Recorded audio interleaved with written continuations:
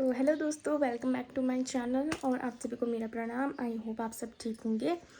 तो दोस्तों, मैं ये वीडियो इसलिए बना रही हूँ क्योंकि मेरा जो प्रेगनेंसी वीडियो वाला था उसका लास्ट पार्ट रह गया था। तो इसमें मैं आप लोगों को बताऊँगी कि मेरा 7 मंथ से लेकर 9 मंथ एंड प्लस डिलीवरी में मेरे साथ क्या क्या हुआ और क्या क्या मेरे सिम्टम्स रहे 7 मंथ से 9 मंथ तक।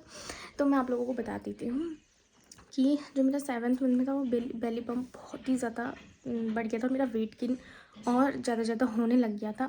और 7 मंथ में मेरे जो स्ट्रेच मार्क्स हैं वो भी दिखने लग गए थे और मुझे बहुत ज़्यादा इचिंग भी होती थी, बट मैंने इचिंग नहीं की क्योंकि ऐसा बोलते हैं कि इचिंग करने से वो जो स्ट्रेच मार्क्स हैं वो रह जाते हैं और वो और ज़्यादा फैलने लगते हैं।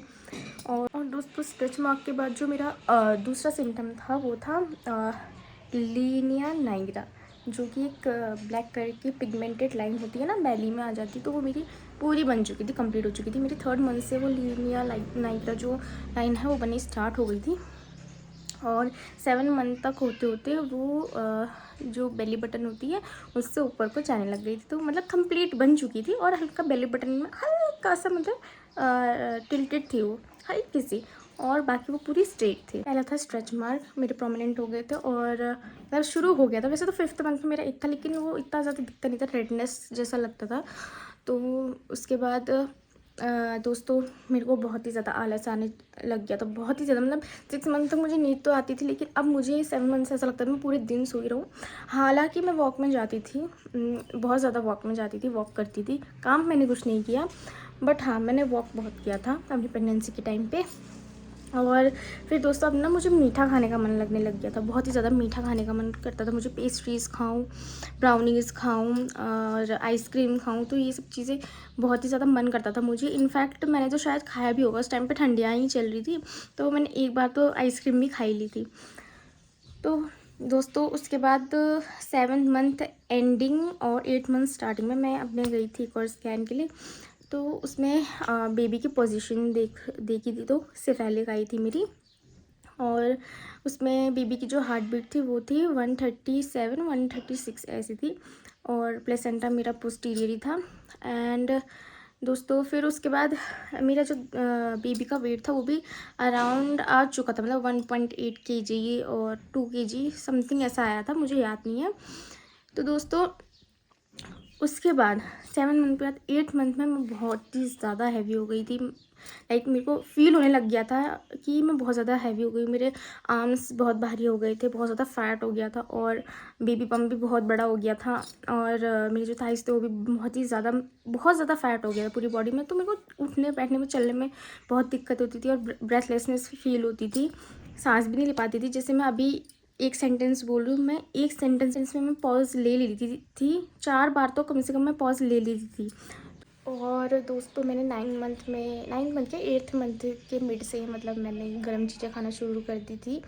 केसर वाला दूध और उसमें घी डाल के, गुड़ डाल के खाना, और डेट्स खाना शुरू कर दिए थे, खजूर वगैरह, और लड्डू मम्मी ने बनाए थे, ड्राई फ्रूट्स के लड्डू, वो खाना शुरू कर दिए थे मैंने। और डिलीवरी के बाद तो दोस्तों सौंठ के लड्डू खाए मैंने।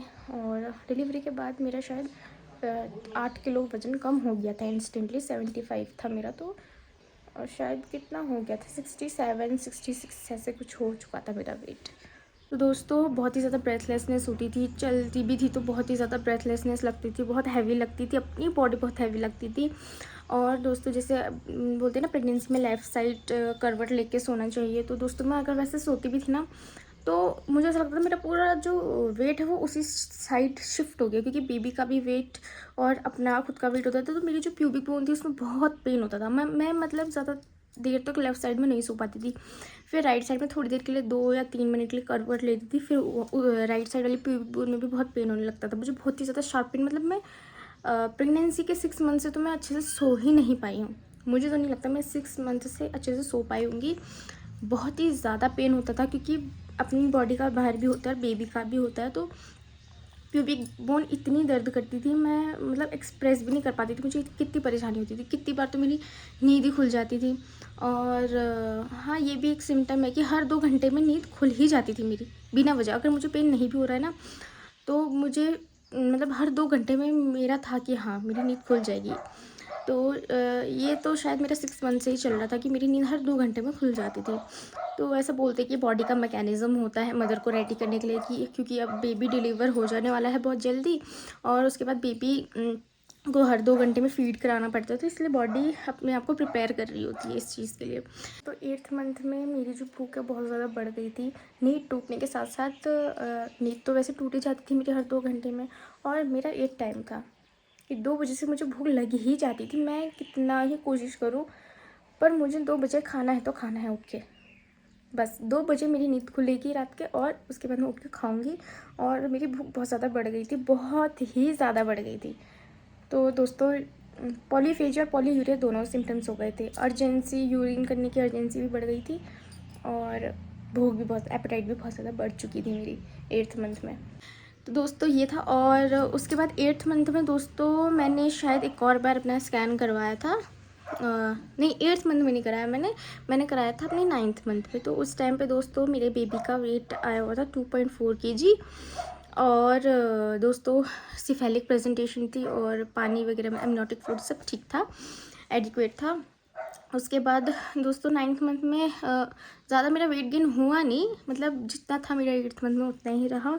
और स्वीट तो मैं खा ही रही थी, और मुझे 8th मंथ से चॉकलेट खाने का बहुत मन करता था, बहुत ही ज़्यादा, कि मैं चॉकलेट्स खाऊं। पर आप प्रेगनेंसी में इतना खा नहीं सकते हो, आपको पता है। कॉफ़ी भी नहीं पी सकते। मैंने पूरी प्रेगनेंसी कॉफ़ी नहीं पी। मैं चाय नहीं पीती हूँ, मैं सिर्फ कॉफ़ी लवर हूँ, चाय लवर नहीं हूँ। तो दोस्तों मैंने पूरी प्रेगनेंसी कॉफ़ी भी नहीं पी, क्योंकि कॉफ़ी अच्छी नहीं होती है, गर्म चीज़ें नहीं खानी होती है। और 5th मंथ से आप सोप ड्राई फ्रूट्स खाते हो आई गेस, तो मैंने तो 5th मंथ से ही खाए थे। और पाइनएप्पल वगैरह मैंने नहीं खाए, मतलब गर्म चीज़ें मैंने नहीं खाई। दोस्तों फिर 9th मंथ में हम लोग वेट कर रहे थे कि अब, क्योंकि डिलीवरी डेट भी पास आ रही थी। और जब मैं गई थी अपने स्कैन के लिए 9th मंथ में, तो वैसे तो मैं वॉक पे भी जाती थी, तो मुझे बहुत शार्प पेन होता था मूवमेंट के टाइम पे। जैसे मैं अगर वॉक कर रही हूँ तो ब्रेथलेसनेस तो अलग चीज़ है, बैक पेन तो मेरा 6 मंथ से ही रहा बैक पेन। और बैक पेन बहुत ज़्यादा होता था, लेकिन अगर मैं चलूँ ना तो मुझे बहुत ही मतलब शार्प पेन होता था, ऐसे चुभन जैसा होता था, कि जैसे कि मतलब कोई पेन चुभा रहा हो। तो बहुत ही ज़्यादा होता था। तो फिर उसके बाद दोस्तों मैं कई बार डॉक्टर गायनी के पास भी गई, तो उन्होंने बोला ये चीज़ें नॉर्मल है। और आपको पता ही है, फिर 7th मंथ से, वैसे 6 मंथ तक मुझे वैसा कुछ नहीं हुआ, लेकिन हाँ 7th मंथ से मुझे यूरिनेशन बहुत ज़्यादा, पॉलीयूरिया होने लग गया था, मतलब बहुत ज़्यादा यूरिनेशन की अर्जेंसी बहुत ज़्यादा होने लग गई थी मुझे। तो मतलब आप लगा लो हर 15 मिनट में मुझे वॉशरूम जाना ही जाना है। तो ये था, और मैं बहुत ज़्यादा परेशान होने लगी थी। फिर 9th मंथ में दोस्तों म्यूकस डिस्चार्ज इंक्रीज़ होने लग गया था, जो वाइट डिस्चार्ज होता है, क्योंकि डिलीवरी डेट जो थी बहुत पास आने लगी थी, तो वाइट डिस्चार्ज भी बहुत ज़्यादा होने लगता है इस वजह से। तो दोस्तों फिर क्योंकि डॉक्टर उस टाइम पे बोलते हैं ना, बेबी के मूवमेंट भी बहुत ज़्यादा, मतलब आप केयरफुली चेक करना, और गिनते भी रहना मूवमेंट बेबी की। तो खाने के बाद मैं हमेशा गिनती थी, तो मुझे हमेशा फील होता ही था, जनरली फील होता था। तो वैसे भी जो मेरा दिवांश है, मेरा बेबी, तो वो जब भी अपने पापा की आवाज़ सुनता था या अपनी नानी माँ की आवाज़ सुनेगा, तो तब वो बहुत मूवमेंट करता था। तो वैसे उस दिन मैं अकेली, मतलब ऐसे बैठी हुई थी, तो फिर मैं काउंट कर रही थी। तो उस दिन इसने ब्रेकफास्ट किया, तो उसके बाद मैं काउंट कर रही थी, तो मुझे फ़ील नहीं हुआ। फिर उसके बाद मैंने आधा दिन वेट किया, तो भी फिर उसने की होगी मूवमेंट, तो मुझे फ़ील नहीं हुई या कुछ ऐसा। तो मुझे बहुत कम मूवमेंट फ़ील हुई, मतलब बहुत बाद में मुझे मूवमेंट फ़ील हुई। तो मैंने सोचा कि अभी डिलीवरी डेट पास भी आ रही है, तो रिस्क क्यों लेना है, बस चले जाते। वैसे रिस्क वाली कोई बात थी नहीं। तो दोस्तों जैसे ही मैं डॉक्टर के पास गई, तो मेरा दिमाग इतना ज़्यादा मूवमेंट किया कि डॉक्टर भी मतलब हंसने लग गई थी, क्योंकि जब वो डॉपलर लेके आए ना हार्ट बीट सुनने के लिए, तो उस टाइम पे इतनी ज़्यादा मूवमेंट की थी, बिल्कुल इतनी वेवी मूवमेंट थी देवांश की, मतलब फ्लटरिंग मूवमेंट थी बहुत ही ज़्यादा उसकी। तो डॉक्टर भी, मतलब गायनी भी हंसने लग गए थे। तो उन्होंने बोला कि नहीं ऐसा कुछ नहीं है, आप जाओ रेस्ट करो। तो दोस्तों फिर मैं उस दिन चली गई थी। फिर दोस्तों उस दिन भी मेरा पीवी एग्ज़ामिनेशन किया, तो उन्होंने बोला कि अभी टाइम है, आप मतलब टाइम ले सकते हो अपना 1 हफ्ते का, नहीं तो अगर आप एडमिट करना चाहते हो तो आप कर सकते हो। फिर हमने बोला कि 1 वीक का हम टाइम ले लेते हैं। तो 1 वीक बाद मैं फिर आई और मेरा पीवी एग्ज़ामिनेशन किया। तो मुझे ये बताया गया कि मेरा 3 फिंगर डायलेशन हो चुका है सर्विक्स का। तो दोस्तों फिर 3 फिंगर में तो एडमिट कर देते, तो वहाँ पे सारी फॉर्मेलिटीज़ पूरी की, कंसेंट वगैरह लिखवाया जो भी था, और मुझे एडमिट कर दिया गया दोस्तों। और उसके बाद दोस्तों शायद मेरा पीवी एग्ज़ामिनेशन 2 दिन तक चला, क्योंकि शिफ्ट जितनी बार भी शिफ्ट होती है तो उसमें हर डॉक्टर एक बार अपनी अपनी शिफ्ट में पीवी एग्ज़ामिनेशन करता है। तो दोस्तों फिर पीवी एग्ज़ामिनेशन होता था तो मेरा उससे आगे नहीं बढ़ा था, डायलेशन नहीं हो रहा था, और मेरे सामने कितनी प्रेग्नेंट वुमेंस की ना डिलीवरी होती जा रही थी और मैं देखती जा रही थी। और मतलब बहुत लोगों की नॉर्मल डिलीवरी हो रही थी, तो मैं सोच रही थी कि इतना ज़्यादा पेन होता है ऐसे करके। और मुझे उस टाइम पे सिर्फ एक बार पेन फ़ील हुआ, और उसके बाद मैं मतलब लेट गई, सो गई, तो उसके बाद मुझे वो पेन भी फ़ील नहीं हुआ। तो दोस्तों फिर ऐसे ही रहा उस दिन, तो मतलब 2 दिन तक मैं एडमिट थी। और दूसरे दिन से दोस्तों मेरा पीवी एग्ज़ामिनेशन करने के लिए गायनी ने मना कर दिया था, क्योंकि गायनी ने बोला था कि बहुत सेंसिटिव स्किन है, इसके बाद कोई भी इसकी पीवी एग्ज़ामिनेशन नहीं करेगा, बेबी को इन्फेक्शन भी हो सकता है।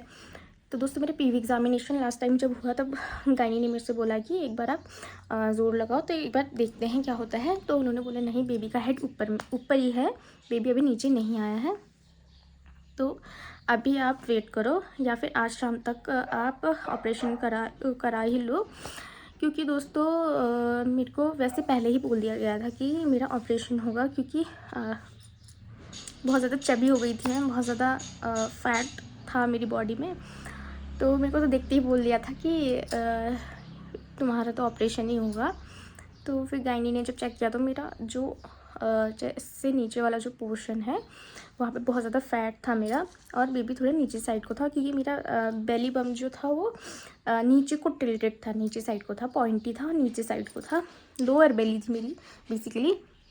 तो दोस्तों फिर उसके बाद मेरा लास्ट टाइम जो पीवी एग्ज़ामिनेशन हुआ उसके बाद मेरा पीवी एग्ज़ामिनेशन के लिए मना कर दिया गया था। फिर 3rd डे मेरे को बोला गया था कि अगर आप ऑपरेशन कराना चाहते हो तो आपको कुछ नहीं खाना है, ना आपको रात को नहीं खाना है, ना ही डेयरी प्रोडक्ट्स लेना है, ना कुछ लेना है, क्योंकि हमने भी अपना माइंड मेकअप कर लिया था कि अब इतना ज़्यादा वेट क्यों करना है, रिस्क नहीं लेना चाहिए हमने भी, क्योंकि फिर इतना पीवी एग्ज़ामिनेशन कर लिया है, और हॉस्पिटल के वॉशरूम्स आप जानते हो, खाली इन्फेक्शन नहीं होना चाहिए करके हमने माइंड मेकअप कर लिया था कि हाँ कल हमने कराना है। तो दोस्तों उसके बाद पीवी एग्ज़ामिनेशन जब मेरा लास्ट टाइम हुआ, उसके बाद रात को जब डॉपलर से हार्ट बीट चेक करी, क्योंकि हर शिफ्ट में डॉपलर से हार्ट बीट भी चेक की जाती थी और पीवी एग्ज़ामिनेशन भी किया जाता था, लेकिन मेरा पीवी तो बंद करवा दिया था। डॉपलर से हार्ट बीट चेक करी तो उस टाइम पे मेरी बेबी की 134 ही आ रही थी, 3 दिन तक 133 134 यही हार्ट बीट आ रही थी मेरे बेबी की। तो दोस्तों एक बार तो ऐसा भी हुआ था कि बेबी शायद आई डोंट नो क्या हुआ होगा, तो उस टाइम पे हार्ट बीट सुनाई नहीं दे रही थी, या डॉपलर की साउंड बहुत कम थी। हाँ, एक डॉपलर की साउंड बहुत कम थी तो वो सुनाई नहीं दे रही थी। फिर दूसरा डॉपलर लाए तो बहुत ज़्यादा चेक किया तो तब जाके, क्योंकि तो मेरी बॉडी में फैट भी बहुत था, तो उसके बाद जब चेक किया तो आ गई फॉर्चुनेटली लास्ट टाइम पे, तो थोड़ी दिल को राहत मिली, नहीं तो उस टाइम तक बहुत ही ज़्यादा मेरी हार्ट बीट बहुत ज़्यादा रेस हो गई थी। तो दोस्तों फिर जो डिलीवरी से एक रात पहले जो डॉक्टर से चेक किया तो उसमें 134 आई थी, और मैंने माइंड मेकअप कर लिया था कि हाँ अब मैं ज़्यादा रिस्क नहीं लूँगी और ज़्यादा वेट भी नहीं करूँगी। 2 दिन मेरे को हो ही चुके हैं एडमिट हुआ, 3rd डे तो फिर डॉक्टर ने भी बोल दिया था दोस्तों कि इतना ज़्यादा रिस्क मत लो, अब आप 2 दिन एडमिट हो चुके हो, आपको 2 दिन हो चुका है, अब आप 3rd डे करा लीजिए, इन्फेक्शन लगने के चांसेस होते हैं बेबी को भी। और फिर दोस्तों ऐसा होने लग गया कि उसी दिन रात को जब मैं वॉशरूम जाने लगी तो फिर म्यूकस डिस्चार्ज के साथ साथ ब्लड भी आने लग गया था। तो फिर दोस्तों ऐसा हो गया था कि फिर हमने डिसाइड कर लिया कि हाँ कल हमने ऑपरेशन कराना है, कोई बात नहीं ऑपरेशन ही होगा, बस बेबी और मैं ठीक होने चाहिए। तो दोस्तों फिर नेक्स्ट डे सारी तैयारियां हुई, कैन्यूला वगैरह लगा, और दोस्तों कैन्यूला लगने में मुझे इतना ज़्यादा पेन हुआ क्योंकि एक जगह में मेरा काउंटर हो रहा था, मुझे बहुत पेन हो रहा था, तो इसलिए मेरा कैन्यूला लगवाया, दूसरी जगह लगाया। फिर दोस्तों कैन्यूला लगने के बाद ईसीजी वगैरह हुआ, मेरा बहुत सारी चीज़ें हुई, और उसमें भी मेरे को ना बहुत पेन हो रहा था। आई डोंट कि अदर डिलीवरी वीमेंस को देख के मुझे वो क्या हुआ मुझे पता नहीं है, बट हाँ मुझे पेन बहुत हो रहा था। और उसके बाद दोस्तों फिर ओटी में लेके गए, मुझे सब कुछ तैयार करवाया, गाउन पहनाए। और फिर दोस्तों मुझे जब एपिड्यूरल लगा तो एपिड्यूरल भी एक बारी में तो लगा नहीं, सेकेंड या थर्ड टाइम पे मुझे लगा। तो दोस्तों वो भी एक एक्सपीरियंस ही था। थर्ड टाइम पे मेरा अच्छे से करेक्टली लगा एपिड्यूरल, क्योंकि 2 टाइम पे नहीं लग पाया था और मुझे बहुत पेन हो रहा था। जब तक वो एपिड्यूरल का असर स्टार्ट नहीं हुआ था तो मुझे पेन ही हो रहा था। फिर जैसे एपिड्यूरल का इफ़ेक्ट हुआ, मुझे जब मुझे बोल दिया कि लाई डाउन करो आप, तो फिर मैं फिर जैसे ही इफ़ेक्ट आया तो हाँ, तो मुझे आराम मिला। और उसके बाद तो फिर दोस्तों आप लोगों को पता ही है एपिड्यूरल में कुछ भी फील नहीं होता, कुछ भी फील नहीं होता। फिर दोस्तों बट ऐसा था कि मुझे ये था कि मेरा बेबी और मैं दोनों ही मतलब स्वस्थ रहें और सब कुछ अच्छे से हो जाए। मुझे ऑपरेशन से बिल्कुल डर नहीं लगता है दोस्तों। मैं खुद मेडिकल फील्ड में हूँ। और तो दोस्तों ये था कि मैं ही डर जाऊँगी तो कैसे होगा, बट मैं अपना ऑपरेशन होते हुए देखना चाह रही थी। बट शायद हॉस्पिटल्स के कुछ रूल्स होंगे तो उन्होंने ब्लाइंड फोल्ड कर दिया था, मतलब पट्टी लगा दी थी आँखों में।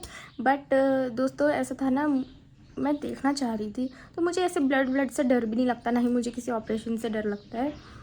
तो दोस्तों लास्ट टाइम पे जैसे ही मैं मतलब देवांश आ चुका था बाहर, तो उसकी जब मैंने आवाज़ सुनी और बस मैं अपने भगवान का नाम ले रही थी कि बस सब कुछ अच्छे से हो जाए। तो दोस्तों जैसे ही देवांश बाहर आया और जब उसकी मैंने आवाज़ सुनी रोते हुए, उस टाइम वो जो मोमेंट होता है दोस्तों, उसमें पता चलता है कि माँ मतलब कैसा फील करती है, माँ होना क्या होता है। मुझे सच में उस टाइम लगा कि हाँ मैं माँ बन गई हूँ, सिर्फ जब वो रोया तब। फिर उसके बाद दोस्तों जब गायनी ने बोला पूर्णिमा आपका बच्चा हेल्दी है, तो मैंने उनको बोला सबसे पहले थैंक यू मैम ऐसे करके। और उसके बाद फिर आगे की प्रोसेसेस हुई, स्टिच वगैरह लगे, बहुत सारे डॉक्टर्स थे, सीनियर नर्स थे। और फिर सब कुछ हुआ मुझे तब भी मतलब कोई आइडिया नहीं था कि बेबी गर्ल हुई है कि बेबी बॉय हुआ है। कुछ नॉर्म्स होंगे तो वो बताते नहीं हैं, गायनी नहीं बताते हैं, डॉक्टर्स नहीं बताते हैं उस टाइम पे, तो कुछ नॉर्म्स होंगे तो नहीं बताया उन्होंने। और जब सब कुछ हो चुका था, स्टिच वगैरह लग गए थे, मेरा सब कुछ गाउन वगैरह चेंज करवा दिया था, तो फिर उसके बाद एक आया आई थी, तो उन्होंने मुझसे बोला कि बधाई हो माँ बनने की। तो मैंने बोला धन्यवाद। उन्होंने बोला पता चला आपको क्या हुआ है? मैंने बोला नहीं, मुझे अभी तक पता नहीं चला। मैंने हालांकि पूछा उस टाइम पे जब मेरे स्टिचेस लग रहे थे, तो तब मना कर दिया गायनी ने, तो उन्होंने नहीं बताया। तो उसके बाद वहाँ पे शायद एक इंटर्न थी, वो भी बोलने वाली थी, बट उन्होंने नहीं बताया। शायद कुछ नॉर्म्स वगैरह होते अपने हॉस्पिटल्स के, तो वो नहीं बता रहे होंगे। मे बी डिलीवरी होने के बाद भी मतलब बीपी राइज करने के बहुत चांसेस होते हैं, तो उस वजह से भी जो मदर होती है वो फैटल हो जाती है हाई ब्लड प्रेशर की वजह से। तो शायद नहीं बताया होगा उन्होंने, नॉर्म्स होते हैं ना कुछ हॉस्पिटल्स के। तो उसके बाद उन्होंने मुझे बताया कि जब मेरे स्टिचेस वगैरह सब कुछ हो गए थे और मेरे को बाहर ले जाने के लिए तैयारी कर रहे थे, तब उन्होंने मुझे बताया। तो मैं बहुत ज़्यादा खुश हुई। ओके तो मुझे मतलब बिलीव नहीं हो रहा था कि I have become a mom. तो बट जब वो रोया था, देवांश जब रोया था, तो तब फील हुआ था मुझे कि हाँ यार, एक माँ की फीलिंग क्या होती है उस टाइम समझ में। फिर दोस्तों 4 दिन तक तो मैं हॉस्पिटल में ही थी, और थर्ड डे, क्योंकि फर्स्ट डे तो मना करते हैं, नहीं बैठ सकते हो आप। इनफैक्ट स्नीज और कफ तो बहुत ही गंदा होता है सीजेरियन वाली लेडीज़ के लिए उस टाइम पे, क्योंकि खिंचाव पड़ता है। तो फर्स्ट डे तो कुछ नहीं देते जब तक एब्डोमेन से आपकी गैस की आवाज़ नहीं आती या गैस पास नहीं हो जाती है हमारी, तब तक हमको कुछ नहीं देते हैं। उसके बाद शायद बिस्किट और चाय खाने को बोला था, और सेकेंड डे बैठने को भी बोला था, और थर्ड डे थोड़ा थोड़ा चलने को बोला था। तो उस दिन मैंने देवांश को फर्स्ट टाइम होल्ड किया था अपने आर्म्स में। तो उस दिन मैंने देखा कि अच्छा ही इज़ माई बेबी। वैसे मैंने फ़ोन में फ़ोटोज़ देख ली थी, मेरे हस्बैंड ने मुझे दिखा दी थी। और देवांश के साथ देवांश की नानी माँ थे, और शिफ्टिंग होती जा रही थी मेरे हस्बैंड और मामू की और नानू की। कभी नानू मेरे पास आ रहे, कभी मेरा भाई मेरे पास आ रहा मेरे साथ, कभी मेरे हस्बैंड आ रहे। और नानी माँ तो देवांश के पीछे लगी हुई थी, 1-2 बार नानी माँ भी आई, क्योंकि उस टाइम पे बेबी की भी केयर बहुत ज़रूरी होती है, हर 2 घंटे में उसे फीड कराना पड़ता है। एंड मैं भी माइनर आईसीयू में थी, मतलब माइनर आईसीयू कोई इतनी बड़ी बात नहीं है, हर सिजेरियन लेडी वहीं एडमिट होती है और 4 दिन तक वहीं रहती है। तो वहाँ पे मेरे हस्बैंड थे मेरे साथ ही, वो बगल वाला बेड फ्री था तो वो वहीं पे सोते थे। एंड दोस्तों वो 4 दिन मैंने कैसे बिताए मैं ही जानती हूँ, बहुत बदबू आती है खुद से, मतलब 4 दिन तक बिना नहाए धोए बहुत ही ऑडर बहुत गंदी हो जाती है ना, स्वेट वगैरह, स्वेटिंग होने लगती है क्योंकि बहुत सारे कंबल उड़ाए जाते हैं क्योंकि ठंडा जल्दी पकड़ता है उस। तो फिर दोस्तों फिर जब मेरी 4th डे जब मेरे को वहाँ से लेकर आए तो मेरे स्टिचेस थे, बट मेरे स्टिचेस कट नहीं हुए, 4th डे ही कट हो जाते हैं शायद, तो क्लीनिंग वगैरह की। और मेरी स्किन बहुत ही सेंसिटिव थी तो स्वेलिंग आ गई थी और रेडनेस आ गई थी स्टिचेस के पास। तो मुझे बोला था कि आप 7th डे आना, बट 7th डे मैं नहीं आ पाई, शायद होली की छुट्टियाँ चल रही थी तो शायद मैं हाँ होली ही चल रही थी तो मैं नहीं जा पाई। और उसके बाद दोस्तों मैं गई देवांश के नामकरण के बाद, तब मेरे स्टिचेस कट हुए। और 4th डे जब मैं आई तो तब आप लोगों ने देखा ही था वेलकम सेलिब्रेशन वाली वीडियो, तो अगर आप लोगों ने नहीं देखी है तो आप लोग मेरे यूट्यूब चैनल में जाके देख सकते हैं वेलकम वीडियो। और दोस्तों मेरी लाइफ का बेस्ट मोमेंट अभी तक तो यही है कि जब देवांश हमारी लाइफ में आया, तो हमारी लाइफ का बेस्ट मोमेंट तो यही था। दोस्तों ये थी मेरी 7 मंथ से 9 मंथ तक की जर्नी प्लस डिलीवरी की जर्नी। तो दोस्तों आप लोग भी अपने एक्सपीरियंस शेयर करना, और आई होप आप लोगों को मेरा जो एक्सपीरियंस है और जो मेरी वीडियो है वो पसंद आई होगी। अगर आप लोगों को मेरी वीडियो अच्छी लगी हो तो लाइक कमेंट एंड सब्सक्राइब ज़रूर करना, और कमेंट में अपना एक्सपीरियंस ज़रूर शेयर करना। और अगर आप लोगों को कोई सवाल है तो आप कमेंट में मुझसे पूछ सकते हो। और दोस्तों बैकग्राउंड नॉइज़ के लिए sorry, but like comment subscribe ज़रूर करना, और ऐसी ही प्यारी प्यारी वीडियोस मैं आप लोगों के लिए लाती रहूँगी। और अगर आप लोगों को कुछ और जानना है तो कमेंट में अपने क्वेश्चन ज़रूर डाल देना। तब तक के लिए बाय।